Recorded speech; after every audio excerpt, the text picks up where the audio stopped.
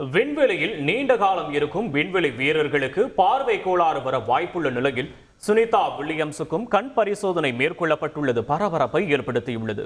இது பற்றிய செய்தி தொகுப்பை பார்க்கலாம்.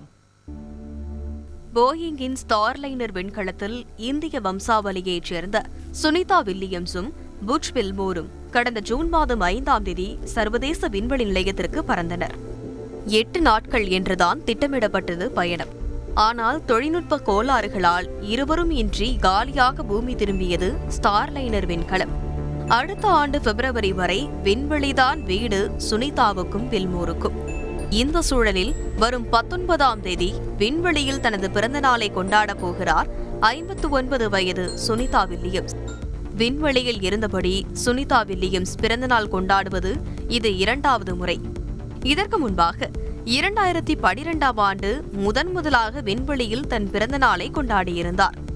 விண்வெளியில் இருக்கும் காலம் நீட்டிக்கப்பட்ட பிறகு சுனிதாவும் வில்மோரும் முதலாக பூமியில் இருப்போருடன் உரையாட திட்டமிடப்பட்டது.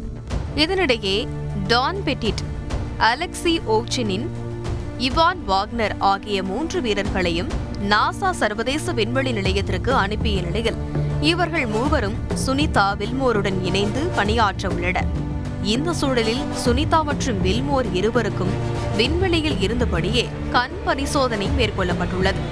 ஏன் இந்த திடீர் சோதனை? விண்வெளியில் நீண்ட நாட்கள் தங்கியிருக்கும் விண்வெளி வீரர்கள் இதற்கு முன்னால் பார்வை கோளாறுகளை குறையாக கூறியிருந்த நிலையில்தான் இருவருக்கும் கண் பரிசோதனை மேற்கொள்ளப்பட்டுள்ளது.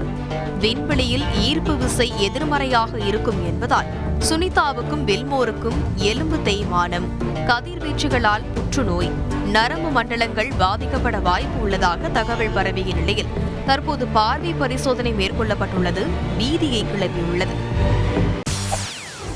செய்திகளை உடனுக்குடன் தெரிந்து கொள்ள உடனே சப்ஸ்கிரைப் பண்ணுங்க.